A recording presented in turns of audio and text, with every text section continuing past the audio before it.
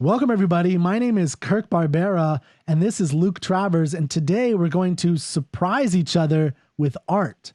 And this is a new concept that has come out of us talking over the last couple of interviews that I've done with Luc Travers, who is a specialist in art and painting, and especially giving tours in museums. And so we thought this would be an interesting idea of having a painting and a poem. I choose a poem, Luc chooses a painting, and we're going to surprise each other with it. And the only thing that we have is a theme or an idea that we shared ahead of time, which is memory and loss. So that's our subject, our theme for today. And we chose a work of art, and we're going to surprise each other with it. And then we're going to discuss it to kind of see what we come up with and what kind of relationships, comparisons, ideas, life experiences that we all get. So Luc, when we talked about this, why don't you kind of chime in with your thoughts on what we're trying to accomplish today, and maybe even what people watching will get out of us being surprised by art? Well, for me in my classes, I often pair literature and art together, and it's something I like to do. Now, the art concretizes an idea that's in a poem or in a novel or a character and so forth. But this is going to be interesting, Kirk, because we've got just a general idea with loss and memory and loss, and whether or not we're going to match up well with our selected poem or an artwork is going to be interesting. Maybe there might be some fruitful contrasts that come from the discussion of the two, but it sounds like what we're going to start off with is we're going to start discussing the artwork just as it is, personally connect to it, go through the whole touching the art method with it, and then we'll do the same for the poem and kind of discuss it and understand it, chew through it, converse with the verse, and then we'll see if there are intertwining motifs, ideas, connections. Yeah. I like All that. right. I like that you said, I didn't think about this, the connection between our two approaches. So you have touching the art. I have converse with verse. That's something I've talked on my show a lot. And so it's an interesting approach that I think says something about the two different, about poetry and literature and paintings and sculpture in terms of how you approach them.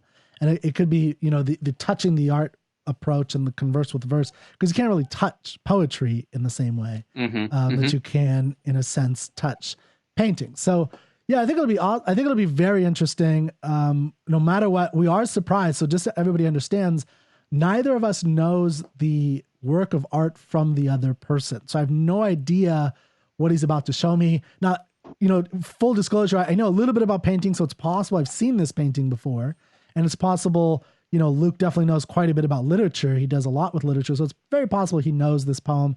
I tried to choose a little bit of an obscure poem.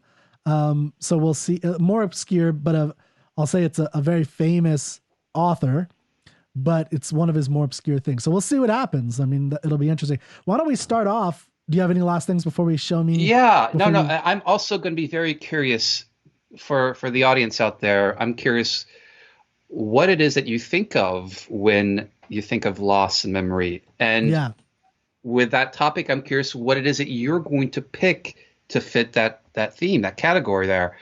And so it'll be a little bit of an insight into each of us as well by what we pick when we think of these moments. And maybe if you're in the audience, you can think of, okay, what comes to mind when you think of loss and memory? Maybe in movies, maybe in your life, maybe in art and poetry as well. And then compare that to what it is that we've come up with. Yeah, I love it. Oh, Kirk, may I ask you, what intrigues you about this concept? Well, as I get older, and I'm still young, right? Yeah. I've had gray in my beard for a long time, and I've had the bald head for quite a while. So, I feel like I've been old since I was born. I was like Benjamin Button type person. And, but the idea of memory in particular, and there's a line in this poem that I'm going to really harp on that I won't share yet, that really resonates with me. And I really have, the more I think about it, the more powerful and more, I want to have it like on my wall. Like it's a very profound statement. But this idea of memory it shapes me more and more. Like I was just thinking about this the other day where, it's like I'm about to turn 35 and I now have eras in my life. Like I can think of, there's this era, there's the selling knives era, there's the college era, there's the, school teacher era, right? There's the wild era. Like there's these eras. And I was like, wait, so that's how I had to identify it. When I was like 20, it was like last year, that was my life, right? It was like 2 years ago. But now as I'm getting a little older, I have these eras and I have to kind of associate things with, well, I lost a friend this time, or I get, thinking about the loss aspect, or, a love didn't work out. So I lost in that sense, or I lost a job. So I've actually been fired once, and which was an interesting experience. So it's like these types of things and thinking about, oh, that happened in this era and that happened in this era. And I think just how my memory of that shapes who I am today is really important to, this is why history in general is so important, right? Because how you shape your memory, and you could shape it by looking at it in a certain way. You could lie to yourself and everything was everybody else's fault, right? And I didn't do anything wrong. Everybody else screwed up. I was fine. That's one way. Or you can look at it from a different, so that, I've been thinking about memory in that perspective quite a bit as I gray my beard more. So this is going to be fascinating because I went in a very different direction. And okay, you want to see the artwork? Yeah, why don't we jump into this artwork and okay, so it'll be interesting. So like we've done before, I'm going to show it very briefly and then come up with your own title, your own immediate title for it. Yeah. All right. So let me share my screen with you. So just so anybody who's listening, I'm going to share this painting and share my first thought of it when it pops up. I'm still getting a blank on the share screen, by the way. Oh, here we go. Okay. My first thought. Oh my gosh. It disappeared. Yeah. Okay. That's it. That's all you get. Morning. Mourning. Morning. That's the first morning. So let's take a closer look. All right. You sly devil. Taking it away from me. I see how it is. Okay, so in this painting, let me pop it up so it's full screen. Everybody could see it. Now, if you're listening, here's what's going on in this painting. So, Luke, I'm going to go ahead and describe it to the best of my abilities. Absolutely. So it's a woman in a very flowing, it looks like silk, her dress flows down over this chair that I think either her knees are on or she's kind of tall and she's standing next to. And she's reaching, and it looks like she's putting some kind of black flower over a painting. And I don't know if she just put the painting up or she's being very gentle with it, but her hand is underneath the painting as though, and I should say it's a painting of a young woman. I think it's a young woman. I actually can't see. I can't get any closer to the image, unfortunately. Okay, it looks like maybe a mature woman, but it's still a little difficult. But you could definitely see it's a woman. And she's putting this, this little flower. It's a black thing. I don't know what kind of. I'm not very good with fauna, and so I don't know very much. I don't know very many natural, flowers and everything. But it's black, and she's wearing all black. She has white little cuffs or something, tufts around her wrists. She's rather young, so I'm assuming this may be her mother, who maybe has passed. And there's also a smaller picture to the left. So, I'm almost getting the picture that, well, my next thought would have been that this wasn't about a death, but because you have this picture to the side that's smaller, and it looks like a little boy, I think, is what I'm getting out of that. But she's all in black, and this flower is all in black. These leaves are all in black that she's like putting above the painting. So I can't. I assume this has to be mourning something. Okay, so why is it the black dress that's making you say mourning? That's the thing, the main thing, and the flower or the laurel wreath or whatever that thing is. And this looks like her bedroom because it looks like there's a bed to the right of her with little curtains. Um, and her face doesn't look sad though. So she looks like she's. I mean, she doesn't look happy for sure. She's not happy. She's not sad. It looks like she's maybe thoughtful, pensive, melancholy. I mean, maybe melancholy a little bit, like pensive about this event in her life, whatever this event might have been, which is probably, I'm taking it as loss. I mean, are you getting So anything else? Let me pop you on this. you mentioned that the hand. You've got one hand that's placing that little piece of fauna on top of the frame, and then the other hand, you said careful. And if you take a closer look at that hand, do you see it almost delicately touching the bottom of the frame? Yes. Maybe they'll hold it in place, but there's a sense of affection there too, isn't there?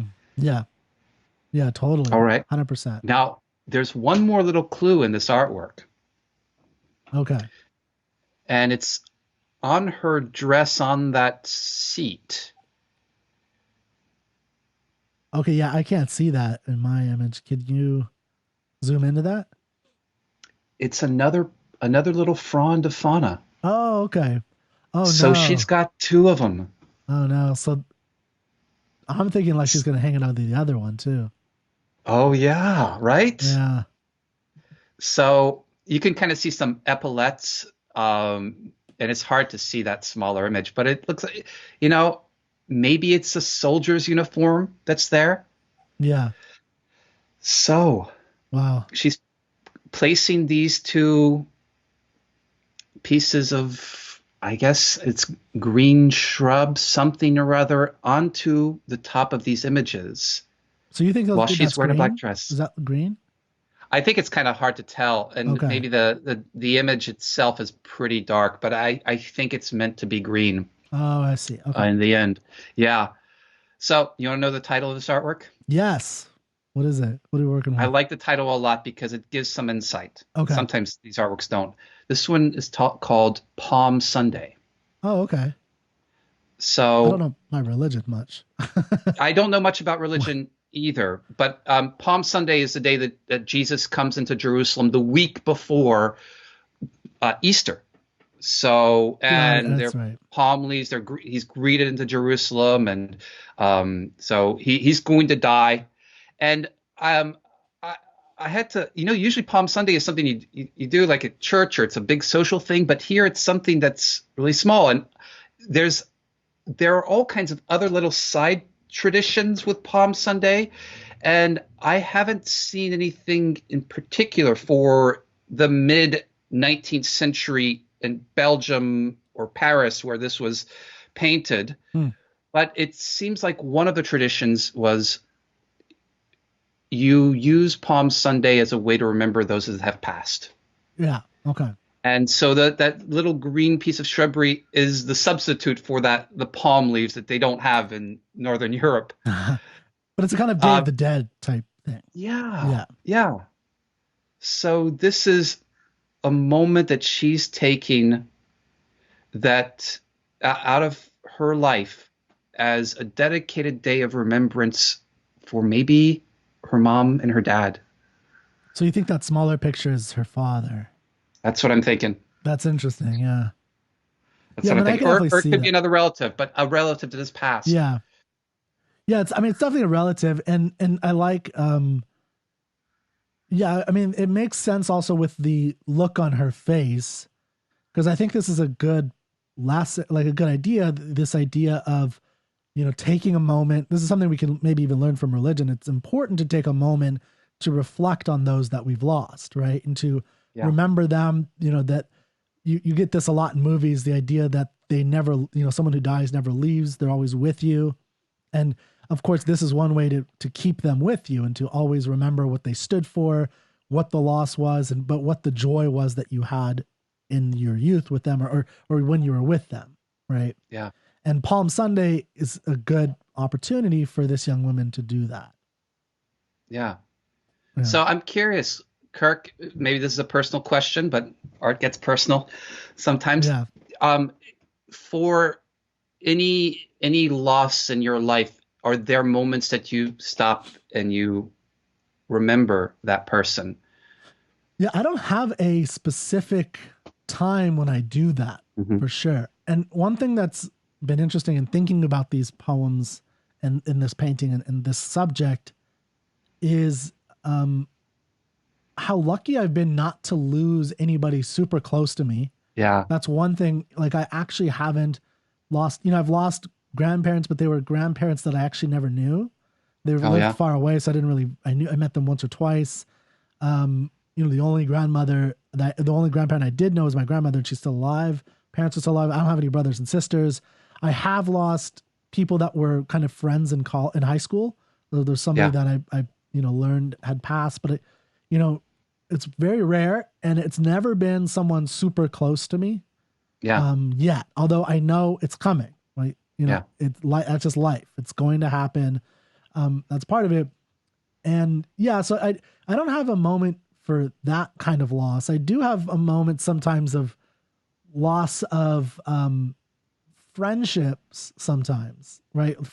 Like, Yeah. oh, I remember I used to hang out with this kid in you know, I call him a kid, we were the same age when I worked at this institute in California, and we don't really talk anymore for a variety of Hmm. reasons, right? And just mostly distance, and we just don't talk. Or my friend got married from high school, and I really wanted to go, but I was really busy. It was in Detroit.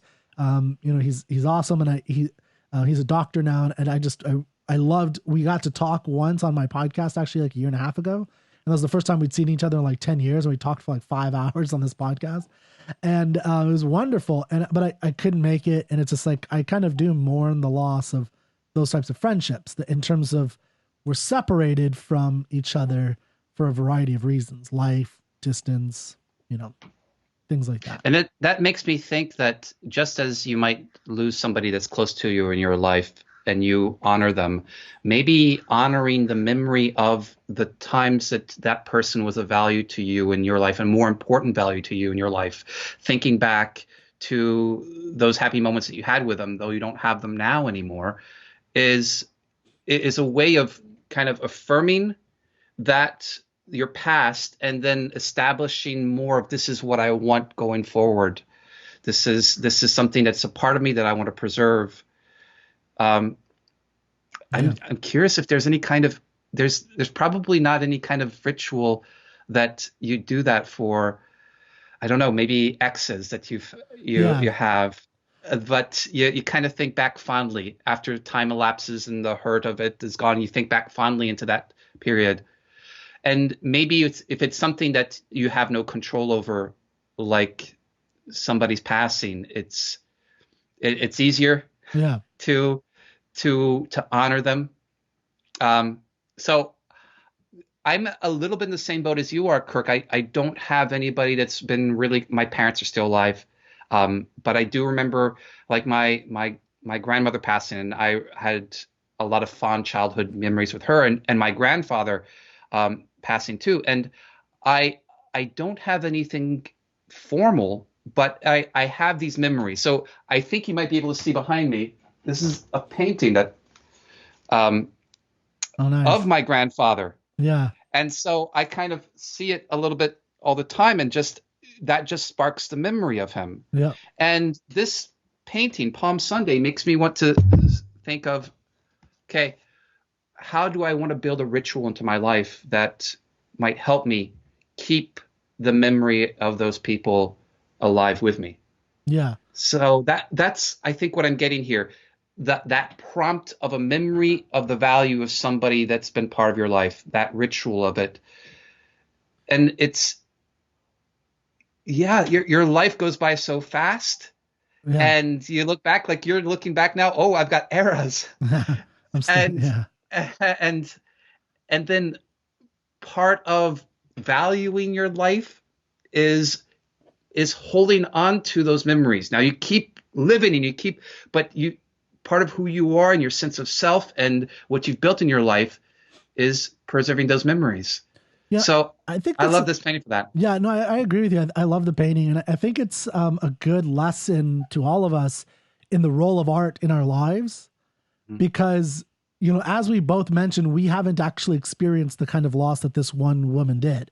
But through visualizing and touching the art and experiencing what she felt to the and associating it with the emotions that we felt in certain other areas of our life, we can, in a sense, experience what she's experiencing and understand the reason why we should have those types of moments of reflection, right? Even though we're young. So it's, one of the challenges as teachers is we're always trying to express to a young 18-year-old why they should read something that is written by a 75-year-old or something who is profoundly teaching you the wisdom of life, right? And it's like the 18-year-old, I don't care, I just want to go out and have fun. And that, I think, is part of what art can give us in terms of experiencing what other people experience that is an essential part of life. And it's an inescapable part of life, right? And I think an important point that you're making is you can, on some level, connect as close as you can to the moment that she's experiencing. Yes. You may not have lost your parents, but you have that feeling of loss. And so this is a moment in looking back at what it is that you've lost fondly. Yeah. And so when you inevitably do have that loss, you're also even more kind of not bolstered. I mean, it's still going to hit you in the same way. You can't really experience certain things until you've experienced them, right? But it can give you a level of, I guess, depth or understanding of different experiences that you can then use to help you moving forward. In this case, in the case of memory and loss, which is actually kind of a segue into the poem. All right, I'm excited. Yeah, I mean, I think like what we're talking about the youth and the more aged experience is actually exactly what we're going to find in this next poem. So I think these are actually interesting complements, although they're very different. So you're going to pop up. So you haven't seen this poem yet. I haven't, and I'm just bringing it up right now on my iPad. So I've got it in front of me now. And I am popping it up on the screen for everybody. This poem is called The Fountain, a Conversation by William Wordsworth. Now, have you heard of this poem? I haven't. Okay. Yeah. This is one of his Matthew poems. So you may have heard of his Lucy poems, right? Me? No, I haven't. Oh, you have? Okay. I don't know Wordsworth well. Okay, yeah. So you're catching. A lot of people don't know Wordsworth, and it's one of my missions to bring him back because I think I think it's Shakespeare and Wordsworth are twin greatness in terms of the English language. The more. Could you tell me a poem that he's done that is Daffodils? I Wandered Lonely as a Cloud. Got it. Tintern Abbey. He basically ushered in the Romantic era in 1798 with the publication with Coleridge of lyrical ballads, and they really revolutionized the English language, and brought the Romanticism, especially from Germany, into Britain, and so that's you get the big six Romantics with Blake, Coleridge, Wordsworth, and Keats, Shelley, and Byron. So he's part of that big six English Romantic, and he's a very impactful figure, way more than I realized. So anyway, this is The Fountain, a conversation.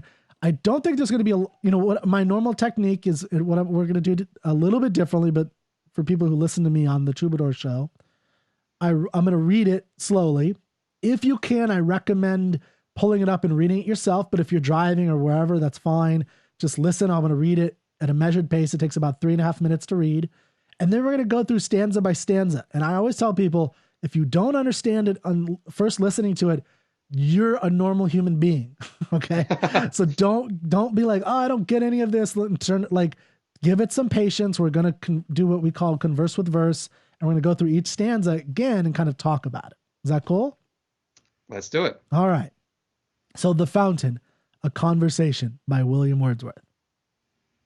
We talked with open heart and tongue, affectionate and true, a pair of friends, though I was young, and Matthew 72. We lay beneath a spreading oak, beside a mossy seat, and from the turf a fountain broke and gurgled at our feet. Now, Matthew, said I, let us match this water's pleasant tune with some old border song, or catch that suits a summer's noon. Or of the church clock and the chimes, sing here beneath the shade that half-mad thing of witty rhymes, which you last April made. In silence, Matthew lay and eyed the spring beneath the tree. And thus the dear old man replied, the gray-haired man of glee, no check, no stay, this streamlet fears how merrily it goes. 'Twill murmur on 1,000 years, and flow as now it flows.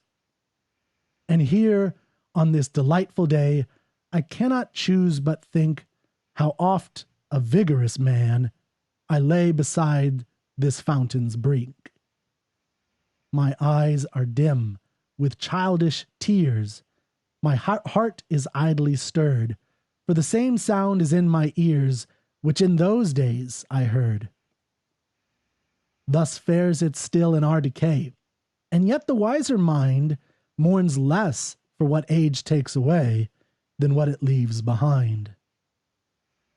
The blackbird amid leafy trees, the lark above the hill, let loose their carols when they please, are quiet when they will. With nature never do they wage a foolish strife. They see a happy youth, and their old age is beautiful and free. But we are pressed by heavy laws, and often, glad no more, we wear a face of joy, because we have been glad of yore. If there be one who need bemoan his kindred laid in earth, the household hearts that were his own, it is the man of mirth. My days, my friend, are almost gone.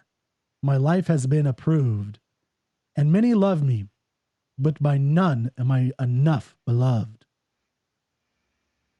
Now both himself and me he wrongs, the man who thus complains. I live and sing my idle songs upon these happy plains. And Matthew, for thy children dead, I'll be a son to thee. At this he grasped my hand and said, alas, it cannot be. We rose up from the fountain side, and down the smooth descent of the green sheep track did we glide, and through the wood we went. And ere we came to Leonard's Rock, he sang those witty rhymes about the crazy old church clock and the bewildered chimes. All right. I'd say my first impression of understanding on a scale of 1 to 10 is probably a 3.5 or 4. It's pretty high.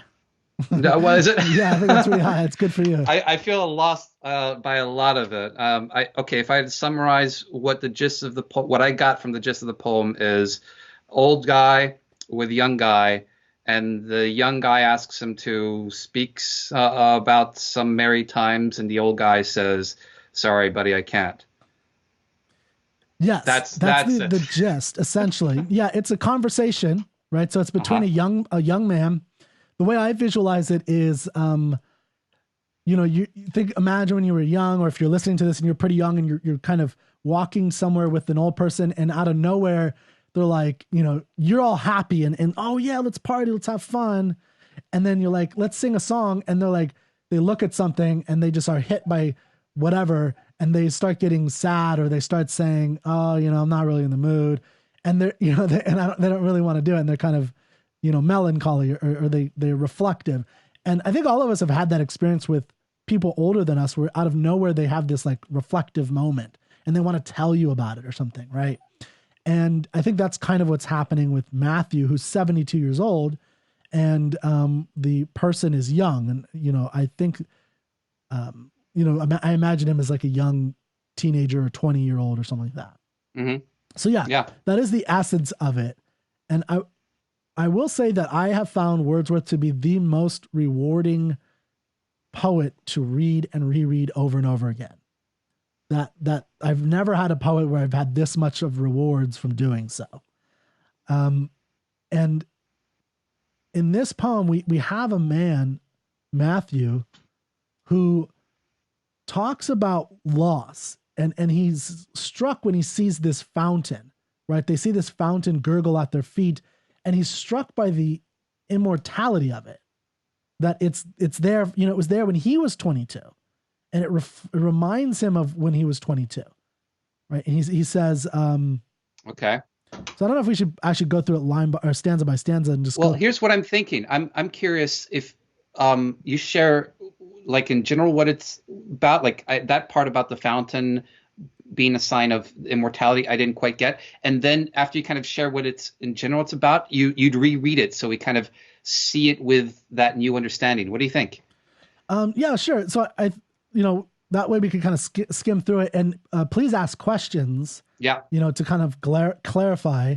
But yeah, and that, in the first stanza, I think it's pretty simple in terms of we talked with open heart and tongue, affectionate and true. What I mean, what do we?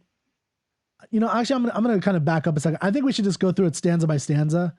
It'll be a little bit easier, and then people can reread it if they get a chance, or depending on time, get to reread it. But I think this way we can break down the language a little bit. I'll follow your is that lead. acceptable? Okay. I'll follow your lead. So in this first stanza, we talked with open heart and tongue, affectionate and true, a pair of friends, though I was young, in Matthew 72. There's not a lot of confusion there. Nope. Right. But think about what he's talking about. Like, it's these two, the picture though is a young person and an old person, and they're affectionate to each other. They are friendly. Right. So but we're going to see that there's a difference between, this friendship in terms of it's different between when you and I, Luke, are friends and we're hanging out and talking about stuff versus when I and an 80-year-old are having a friendship. Like, it's a different friendship, right? Yeah, I'm not gonna not gonna talk about the dates that maybe. But you probably won't talk about, like, World War II or something and your experience on D-Day, or it's like there's just a difference in depth and scope, and that's part of what we're going to get in this for poem. them. The things that I'm primarily into are memory. Yeah, and I mean, think about also just in our age. I don't remember exactly how old you are. I think I'm 40. Okay, so yeah, we're close. Yeah. But so think about, like, if you ever talk to a 21-year-old boy or girl and you're listening to them and they're making all the same friggin' mistakes that you're making, right? They're dating the same kind of people. They're making the same kind of job mistakes, and they're talking to you. And it's like, like that's kind of the relationship between a younger and an older person that you're going to get, because we have the experience, and the challenge is like, well, how do we convey that to this person? Right. Mm-hmm. That's kind of the challenge. Okay. So the next. So is this William? Is this William who's speaking to Matthew? Okay. It doesn't say, but it's just narrator. But yeah, I historically that's how it's perceived by critics. Is it's Matthew with his school teacher from his elementary, or not elementary, but all the way up to high school, basically what they had at the time. And I wrote down, Reverend William Taylor of Hawkshead School is supposedly who this is based off of, Matthew. Mm-hmm. Okay, so the next stanza is again setting up this scene. We lay beneath a spreading oak beside a mossy seat, and from a turf a fountain broke and gurgled at our feet. Now, I really challenge people to think about what a fountain looks like, a natural fountain. So not like, if you Google fountain, you're only going to see man-made fountains. A natural fountain bursts up from the earth, right? And it gurgles out some water because there's so much subterranean, or water coming up that it kind of sprouts out. And so I'd recommend, thinking about that, because this is called the fountain, and it's an important part of what we're trying to understand about that's happening. And it's an important metaphor that we're going to get of what a fountain is. Now we're getting a words from our speaker. He's actually going to speak now. So we had the narrator before, and now we're having quotes. And he says, "Now, Matthew," said I, "let us match this water's pleasant tune with some old." So he says match. So right now we have if you're paying attention now, going slowly, we have a relationship between the fountain and music and art, in other words. And what William Wordsworth is saying is, look, here's this music that we're hearing in nature. Let's match it by singing our own song, right? Let's be mirthful and happy and in the moment. Is this making sense? No, absolutely. Okay. Absolutely. With some old border song or catch that suits a summer's noon. Now, what that or catch it that suits a summer's noon. It could be like fishing, like playing sport, sport is how I take that, but it could be something else too. Yeah. There's different ways to interpret these. So the next stanza, or of the church clock and the chimes, sing here beneath the shade, that half-mad thing of witty rhymes, which you last April made. So right now we're reflecting, right? He's reflecting to last April when they were singing and happy. Right? Yeah, sing something happy like you did last time we were out together. Yeah. Or whatever, last April. Go ahead and do that. And the examples he's using are church clock and chimes. So again, these are man-made products that kind of emulate, sounds that you might hear in nature. I don't know if anybody's ever heard of an Aeolian harp, but that's a great example. An Aeolian harp. Have you ever heard of this? No, I haven't. So it's very interesting, but it's, you put it out on a cliff, on a windy cliff, but usually by the sea, and it basically, as wind comes in, it actually makes music or makes sounds, and it's kind of like a wind chime, but it's a harp instead, and it makes much more got it melodic sound. But anyway, yeah. So the relationship between nature and our emotions, or our playfulness, I guess, is a better way of putting it. Okay, next stanza. In silence, Matthew lay and eyed the spring beneath the tree. And thus the dear old man replied, the gray-haired man of glee. So this is where that moment where I see him looking at that tree and, getting that pensive look. That's like, oh, right? When you're with a young person and you're an old person, you're like, hey, young person, sit down, hold on. Let's have a moment of reflection, and let's, blah, blah. We're gonna have a serious moment now. And the young person's like, oh my God, whatever. So that the gray-haired man of glee is what he usually is, but now he is. Yeah. He's silent. That's how I take silent that. Matthew. Okay. Yeah. And then the next lines Is really Matthew. make that clear that he's like silent and this is serious. It's silent, serious, and at least for Matthew. Right, not necessarily the narrator. Yeah, absolutely. No check, no stay, this streamlet fears, how merrily it goes.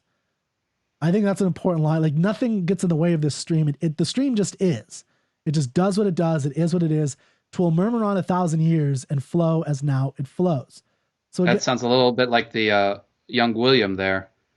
Yeah, okay, that's a good. I didn't think about it that way. I think it's interesting. So William just kind of is what he is, and this is how we might think of animals, or and then we're gonna have, in terms of, they're very present, right? Animals, young people, and I don't mean to say young people are animals, but they're very in the now more than sometimes as we get older. Sure, we think more, or we reflect more than a younger person might, for better or for worse. Interesting. Okay. Sometimes that gets in the way, right? And here, on this delightful day, I cannot choose but think. Oops, sorry, something popped up. I cannot choose but think. I apologize. Something just disappeared from the recording, but now it's back. I cannot choose but think how often a vigorous man I lay beside this fountain's brink. So that's his reflection. He cannot. So this is a 72-year-old man, which back then, think of like a 92-year-old, very, a 92-year-old man today, perhaps, right? Somebody who's very infirm, old. Like 72 is old in 1802, right? It was old. So this is a very old man, and he's thinking about how he was a vigorous man. Yeah, young man. I've been beside this fountain for many years, many times. Yeah. And then he next stanza is, he says, my eyes are dim with childish tears. So he's crying, right? Like this fountain that makes him remember his vigorous nature that he's lost. His vigorous nature has been taken from him, or it's lost. He no longer has it. My eyes are dim and with childish tears. My heart is idly stirred. For the same sound is in my ears, which in those days I heard. I think that's a profound statement. I can hear the same thing. The stream is exactly the same thing. I'm the one who's changed. Okay. Right? Yeah, I saw that. Thus fares it still in our decay, and yet the wiser mind mourns less for what age takes away than what it leaves behind. That's one of my favorite quotes, by the way. So this is the one I've got to think about. So It's, thus fares it still in our decay, yep. colon. And yet the wiser mind mourns less for what age takes away than what it leaves behind. What does age take away? That takes away your vigor. That's one thing it takes away. And what else does it take away, perhaps, that he doesn't mention necessarily? But for you in general, we talked about this with the painting. What other things does age take away as we get older? Enlighten me. Tell me what age will take away from me, Kirk. Right? Like you're losing, you're going to lose people. You're going to lose friends. You're going to lose relationships. You're going to lose loved ones. You're going to lose children. You're going to lose, hopefully not, but at this era they did. And there's another matching poem for this one where he talks about a daughter that's lost. But even if you don't know that, you're going to lose people in your life. You're going to lose the ability to run, to skip, to jump, to lift heavy things, to have people on your back. You're going to lose, sexual vigor, right? You're going to lose your eyesight. You're going to lose your hearing. You're going to lose taste. You're going to lose stuff. That's decay, right? And thus fares it still in our decay. So he's decaying. The world is the same outside of him. It seems like this fountain. Okay. So you lose things personally, but the worst loss is the things that you leave behind. Yeah. So this statement, mourn less for what the wiser mind mourns less for what age takes away. What does it take away? It takes away. So don't mourn this as much. Don't mourn the loss of vigor. Mourn what it leaves behind. What does it leave behind? What do you? The memory of the youthfulness. Exactly. That's it. That's the crux of this thing. A memory is a remnant from the past, right? I mean, even in that painting, that's what that memory is. It's a visual representation of, in a sense, it's a haunting image, right? That's what haunting is. Haunting is the past affecting the now. And that's what he's talking about. He is haunted by his past. Okay, so we'll continue. But that's I think a really profound statement, personally. I love that statement. Okay. The blackbird amid leafy trees, the lark above the hill, let loose their carols when they please, are quiet when they will. Who else is like this? Oh, there's birds. William, right? Okay. Yeah, William, the narrator. William is like the birds. Yeah, like he's in the now. He just wants to sing. Yeah. He hears the fountain. He wants to sing. Yeah. What does a blackbird do? Just wants to sing a carol when they please. Just whenever they want to, right? That's it. With nature, never do they wage a foolish strife. So he's kind of having this strife moment, right? They see a happy youth, and their old age is beautiful and free. Their old age is beautiful and free. Right. That I think is, again, profound. That's a difference between humans and animal nature. But we are pressed by heavy laws of, our consciousness. Remembering those things is one of those laws, right? So the birds are not going to remember their past joys. Yeah. Just like Matthew is. Okay. Absolutely. But we are pressed by heavy laws. And often, glad no more, we wear a face of joy because we have been glad of yore. Now, I'm curious if what pops in your head for that statement. And often glad no more, we wear a face of joy because we have been glad of yore.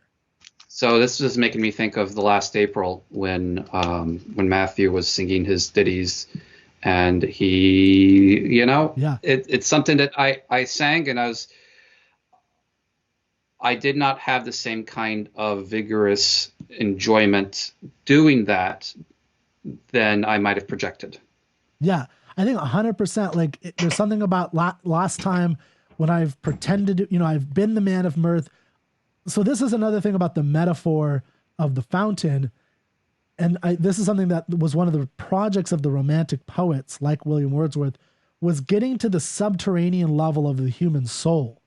So just like in this moment, he is a fountain for this emotion.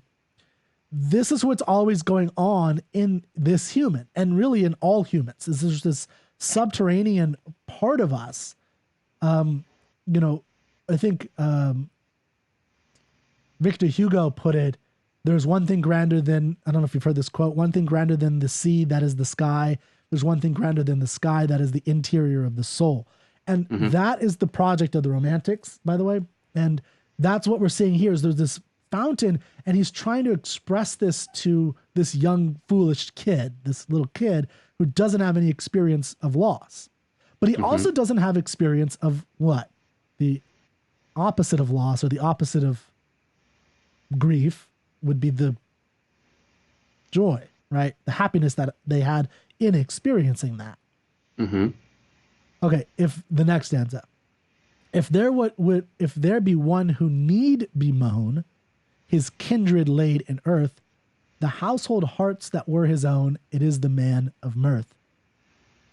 Now, I find this to be one of the most enigmatic parts of this whole poem, actually. I don't know if he's talking about himself or William. Well, who's the man of mirth? Yeah, if there be one who need bemoan his kindred laid in earth, the household hearts that were his own, it is the man of mirth. So the man of mirth is the one who is saddened by the loss of those loved ones that pass away. Yeah, excuse me. Yeah. Most. Yeah, absolutely. And I think, again, this goes to the stanza before where there is a kind of face we put on of joy. And my take is possibly that he's making a statement about the nature of joy and the difference between how humans experience joy and how animals experience joy. A big part of how we experience joy is, joy is very fleeting, right? But a big part of it is we have a glass of wine, and when we're with friends, right? We have a glass of wine, and a lot of what we do when we're talking with friends is we do what? We reflect, right? On our past and past joys. Oh, do you remember when you did that? Oh my God, that was the craziest thing I've ever seen you do. You did a backflip off of the school, whatever. I don't know. And it was amazing. You landed it. Like, that's the kind of experience. That's how we as humans experience joy. A lot of it. Animals don't have that. Animals just are. Now they do have, of course, a happy old age because they don't care, right? They don't know that they're about to die. They're not conscious of that and of what they've lost. My days, my friend, are almost gone. My life has been approved, and many love me, but by none am I enough beloved. All right, so what's the difference between being loved and being beloved? Yeah, and enough beloved. Like, how much is enough, right? Absolutely. And, so one thing that if you remember what William is going to say, do you remember what William says below here by any chance? No. So he's going to mention that I'll be a son to thee, right? So William loves him in his sense, but it's not the same thing. It's not quite what he's wanting for whatever reason. And part of it is, I think, because it's impossible. That's what he says. Alas, it cannot be. Right. That's my take. But either way, the what we can take away from it, even on a first or second or a couple times reading it, is that he feels that he cannot be beloved, be loved. You ask what's the difference between it. I think, maybe in an equal standpoint, father to son type standpoint, like there's that relationship that's a very unique relationship that is irreplaceable. Yeah. Now both himself and me he wrongs, the man who thus complains. I live and sing my idle songs upon these happy plains. And that's, I think, William saying that. Now both himself and me he wrongs. So yeah, I was confused by that. Okay, so now I'm seeing there's a little quotation mark there. Am I enough beloved? Okay, so this was one part that confused me. So William starts to speak again rather than Matthew. Now both himself and me he wrongs, the man who thus complains. I live and sing my idle songs upon these happy plains. And then colon, and he goes on, and Matthew, for thy children dead, I'll be a son to thee. At this he grasped my hand and said, alas, that cannot be. So This is William interceding and said, "Hey, no, no, no, don't say nobody loves you. Yes. Yeah. I love you. All right, I love you. I'll be your son." Okay. 100%. You got it. Thank you. Yeah. So that's what he says. He says, and then, excuse me, and then he grasps his hand, Matthew, and says, "Alas, it cannot be."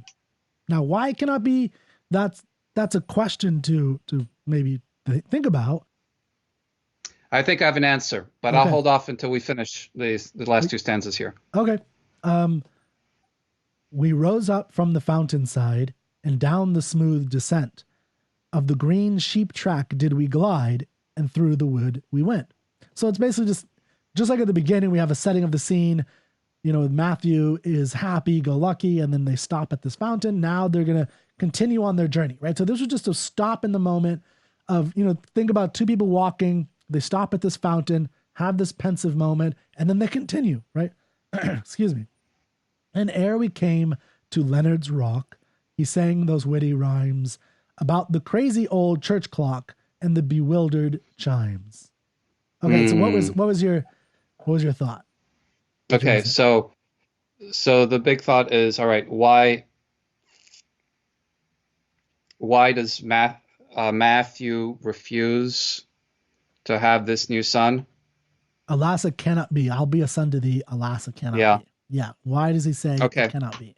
So you got this old guy and this young guy, and the young guy is like, "Oh, oh, oh, listen to that brook. It's really cool. It's singing." And, "Oh, why don't you sing some more?" And the old guy says, "No, I'm sorry.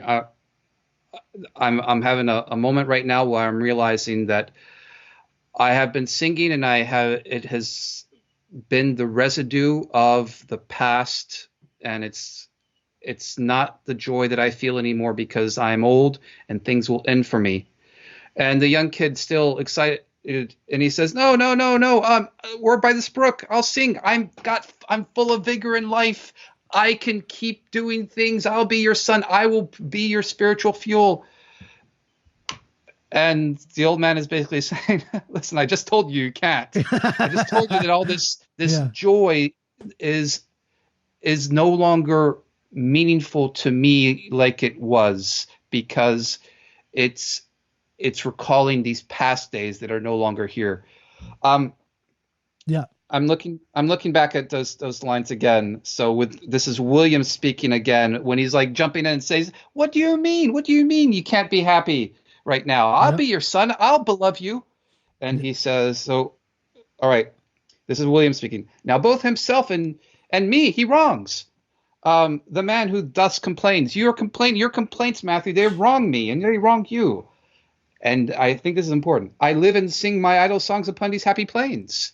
Yep. So I will sing now some songs." And then he said, and these are the songs that he will sing, colon. "And Matthew, Hmm. for thy children dead, I'll be a son to thee."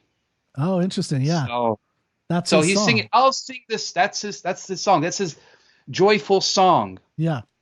Because he's For pure yeah, joy. you lost your yeah. Yeah. And the next one is okay. Well, so that's the song he sings. "I'll be a joy to thee. I'll be a joy to thee. I'll be your son, even though you lost them." And at this, he grasped my hand and said, "Alas, that cannot be." So there is no substitute for loss, no matter how joyful That's it it. is. 100%. I think that's the conclusion I came to. 1000%. No substitute for the love you lost. Right. And there's a, so I thought that was beautifully put. I think William stands for this joy, this animalistic joy that's present. It's in the I moment. don't know. Maybe maybe the birds. It's hard for me to conceptualize it as animalistic joy. Youthful. I would Yeah, maybe I don't mean call it. to denigrate it. It's Yeah. present joy. Okay. It's joy in the moment, which isn't necessarily bad. I mean, how many of us today in the modern world think about how to get that, right? Okay. It's go out to the beach in spite of the coronavirus joy kind of thing, right? Well, maybe, except that has a little bit of, I mean, yeah, I mean, there is something to that where it's like just throw caution to the wind type joy, Yeah. but Throw caution to the wind type it's thing. more like, how there's this whole thing about meditation today where people are trying to tune out everything and get present, right? Yeah. Mindfulness. And there's a whole Yeah. movement on trying to do that because it's so hard for us as humans, we're either living in the past or the future. We're never in the present, right? Yeah. Like the present is a gift. That's why it's called a present, right? You've heard those quotes. And Matthew or William, who I think young people, that's why older people love to be around young people so much to some degrees, because there is a presence in them, right? Like we taught children, they're 100,000 million % right now.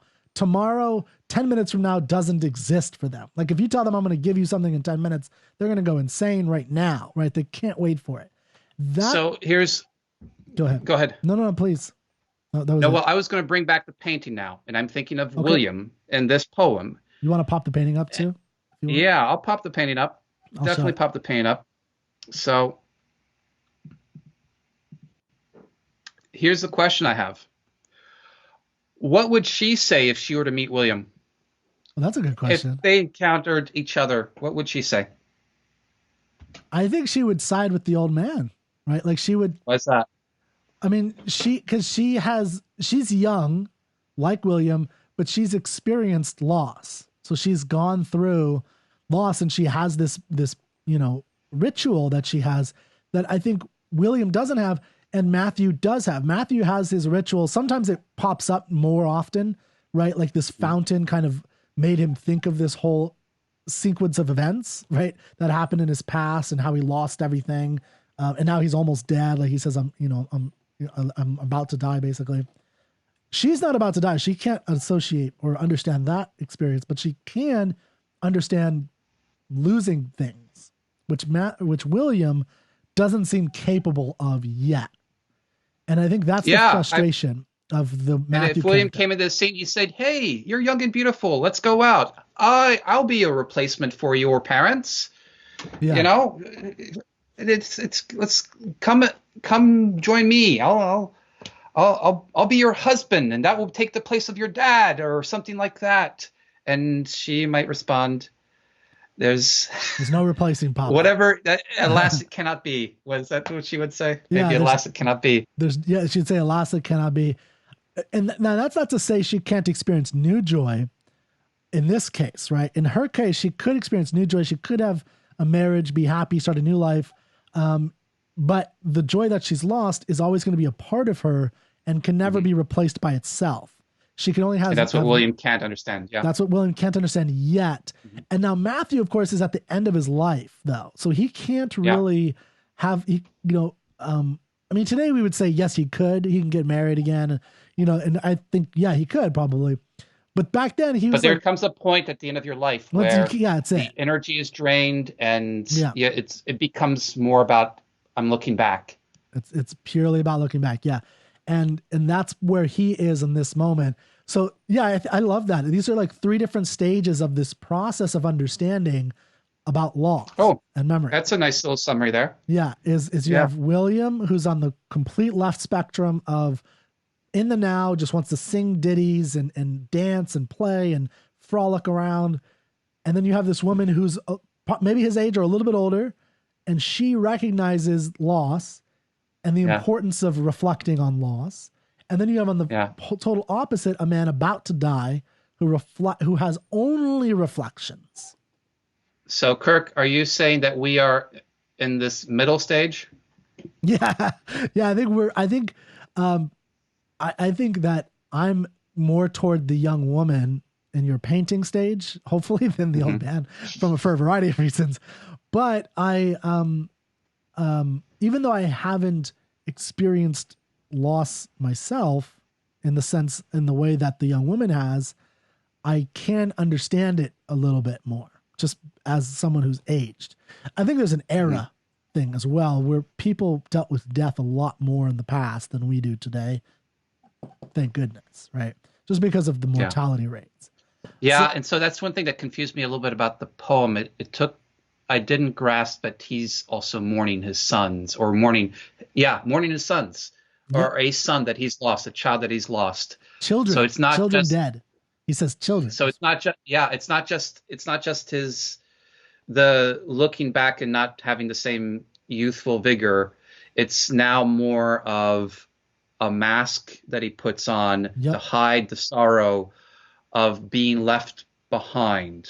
So that stanza where about the The you wiser bemoan mind. more what you leave behind. Yeah. Yeah. Yeah.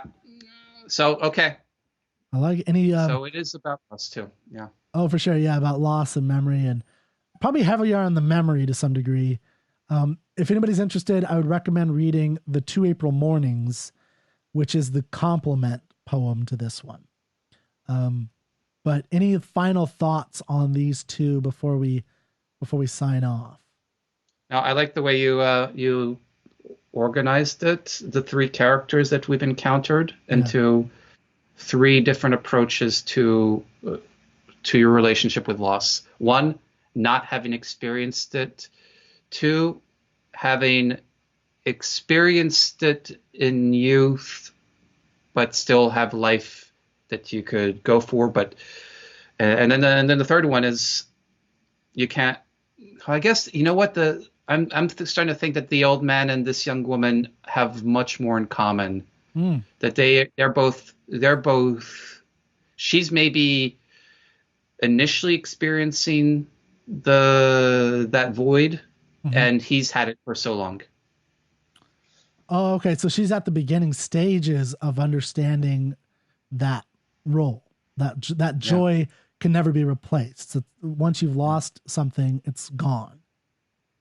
And that's part of the nature Yeah. of joy, is that it's fleeting, and it's once it's gone, it's gone. There's no replace. You can have a new joy, but you can't replace a joy, right? And it's interesting. That's right. And for her, it's part of a ritual, and for him, for Matthew, it's this instantaneous moment yes, of recollection. He sees that fountain. It makes him think of that youthful but vigor and but here's a question for singing. you on the woman.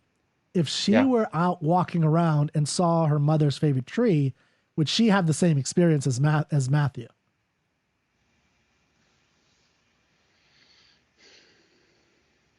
So I'm looking at her to see if there are any indications, and I think it's that hand that shows that affection, that suggests that this is not something that's simply ritualistic for her, that this is not going through the motions like when I was a kid going to church.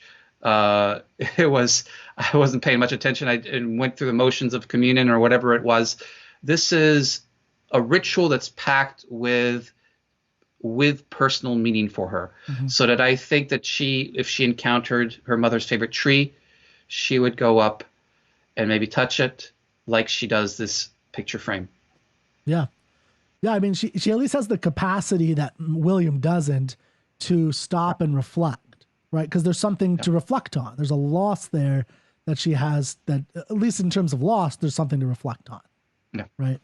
So yeah, I think she would probably do what Matthew would do, not what William would do, which is, come on, And let's she just go might even sing.